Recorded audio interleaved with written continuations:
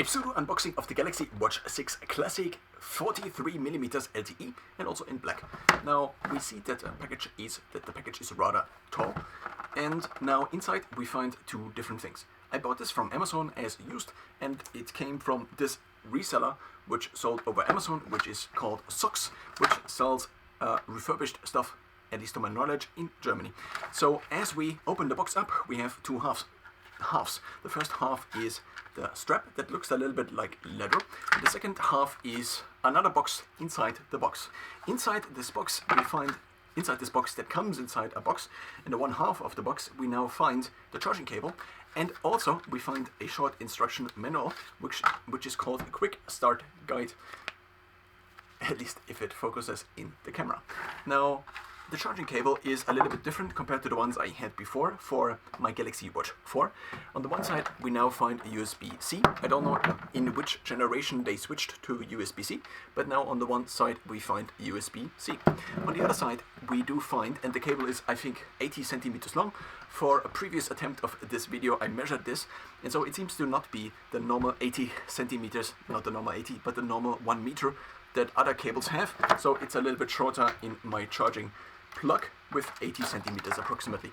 Then we also find that this is now more rectangular, and also the amps as well as the voltage is not written on there. It was, I think, on previous ones. Then we find on the other side here a strap, and this strap now comes with this quick release button in the middle. The strap is 20 millimeters wide, which also can be found somewhere on here, and the strap is S and M, and apparently there might also be or it seems to be the case that then also there would be other versions as well. But the standard one seems to be S&M, and it also fits with my wrist, I think at least. I didn't have, so I tried the watch strap, but I now have the Galaxy Watch 4 watch strap because I actually had the Galaxy Watch 4 before, and now I'm using two Galaxy Watch 4 watch straps for both my Garmin on the left side as well as the Galaxy Watch 6, which was already on my wrist. Now if we take a closer look at this watch strap, then we find that on the one side it looks like leather, and on the other side it does not look like leather, but it looks a little bit similar to the Galaxy Watch 4 watch strap, which looks like rubber. So it is like rubber, but on the outside it looks more like a traditional watch, which I think is a somewhat smart solution to still have kind of the fit and feel of the rubber, which I kind of like actually. Now, textile straps would maybe be better, but I found over time they kind of extend, and so they then look maybe like this, and this is not necessarily something I would then like to have on my wrist, and also they just extend and then you constantly have to readjust them. In terms of the mechanism of closure, here we have this mechanism where the rest of the band basically goes towards the outside. That's kind of the classical watch strap, maybe because of this it is also called the Watch Classic, but on the Galaxy Watch 4 watch strap, which I'm usually using, we find a different mechanism. So this is now on the outside, but then it goes to the inside actually. Now this has advantages as well as disadvantages. An advantage is that it is now kind of a more seamless look, but a disadvantage is that it could rub against the skin kind of on the inner side, as you kind of can see on my wrist here, maybe also on the other wrist, because this is now basically on the inside and it's an additional layer. This also tightens up the band, which could be better or worse depending on how you fit into, basically how your wrist fits into one of these holes. Not into these holes, but I think you get the idea. Now, in terms of the watch itself, if I now take a look at the watch itself, I first need to take a look at where the number is, because I recorded a couple of videos before, sometimes with audio, sometimes without, and the EMI, so this is a number that identifies this device, is actually on here, which I ideally don't show. So what we can see now is that there are these pins, and they attach, so you cannot see the pin, but you can see the pin that releases the pins. So in this older watch strap we have this pin, and then this pin is pulled towards the middle, and then these pins kind of retract. So basically they stand out and then they retract, and this then releases this side of the band. On this newer band we find that there is a kind of different mechanism. We still find these pins, which are actually kind of shown here, and then if one now presses this button, this solves kind of the otherwise a three-hand issue. I in a previous video called this the free hand issue. So what is the free hand issue? if I have this watch here, and then I again take a look at the number, and now I try to basically do this, and I try to then pull it out, and I also then need to fit this into the watch if I actually want to attach this.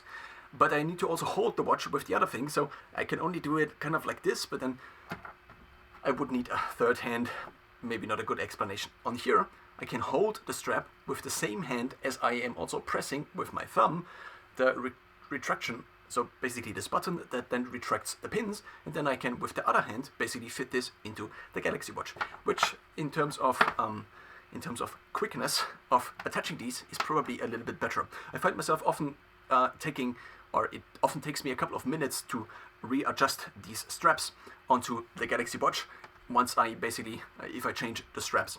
Now, if we now take a look at the watch actually itself, then we find, first of all, the rotating bezel. You might wonder why sometimes in the past it was called the Active, and sometimes it was called the Classic, and sometimes it was just called the Galaxy Watch. I think initially the Galaxy Watch had the rotating bezel. Then they introduced first the Active, then the Active 2, which I also then purchased, and they came without a rotating bezel, targeted maybe more towards the sporty person. Now, then apparently they brought back this one with at least, I think, the third generation of these watches.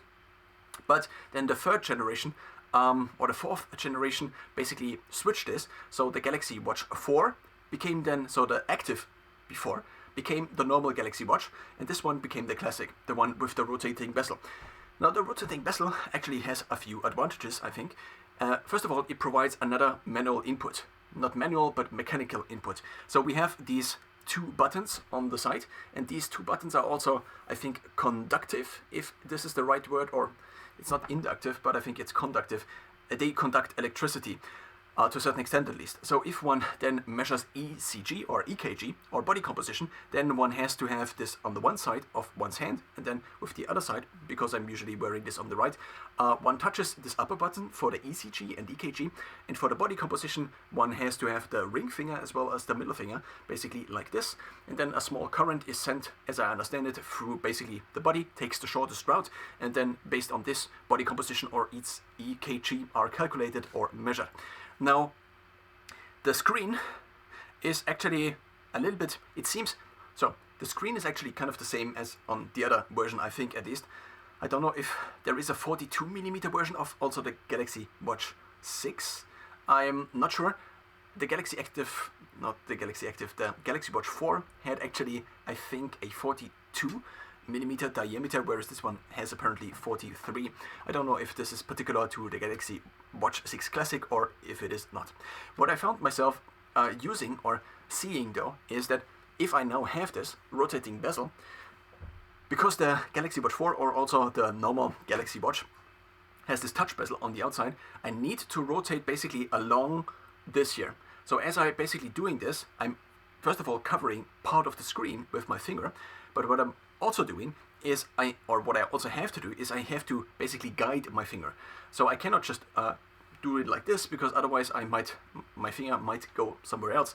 But what I had on my Galaxy Active, not Galaxy Active or Galaxy Watch, is a rubber case, which kind of then made the watch look quite similar now to this here, and therefore it enabled me to also have this guided experience, because there was this rubber case on the outside. But now here, if I want to rotate this bezel, then I can rotate this without covering the screen, and then Andrew Huberman appears, and then he goes away again.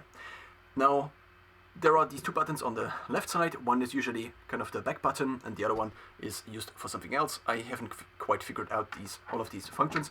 There is also a universal gesture feature, which I also tried on my Galaxy Watch 4 already. And basically you can use your wrist to navigate through the watch, which I think is fairly useful. There is also a cursor feature, which allows you to basically have a cursor, and then you can move your wrist, and the cursor moves basically with your wrist on the device, which is fairly useful, I think. Maybe in the future there will be a plugin and one can then kind of move with one's Galaxy Watch, or maybe one has two hands and one can then move on the screen, for example, or things on the screen. One could imagine a 3D program that one could kind of rotate with the wrists or something like this, which would be fairly useful, or interesting at least, to try. Now on the back we find the different sensors of the watch, but I will not show much of the back, mostly because of this number on the back. So this was kind of a short unboxing, as well as taking a look at the different parts of the watch. One thing is maybe noteworthy is that there are also numbers written kind of on the inside, which makes this look slightly more outdoorsy, kind of like a compass.